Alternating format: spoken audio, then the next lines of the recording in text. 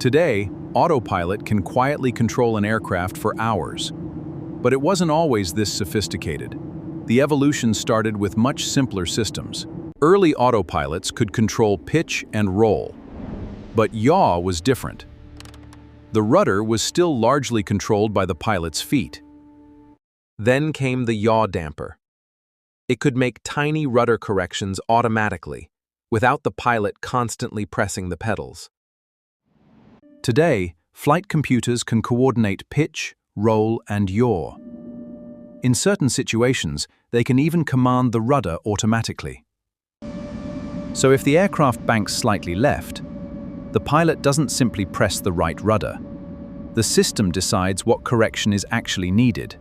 In 1985, China Airlines Flight 006 lost an engine. The autopilot fought the roll with ailerons, but the aircraft kept turning right.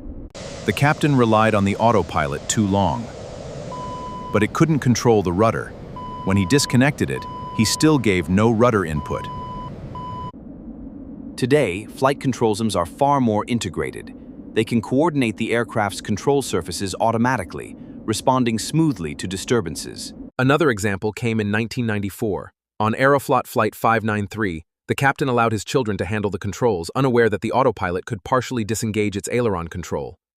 The crew believed the autopilot was still controlling the aircraft, but its roll function had disconnected, leaving the aircraft banking sharply without them realizing why. The lesson was clear. The autopilot had not simply failed, its roll control had disengaged, while other functions remained active, and the crew did not recognize the difference.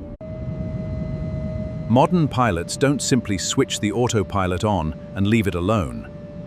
They manage the automation throughout the flight.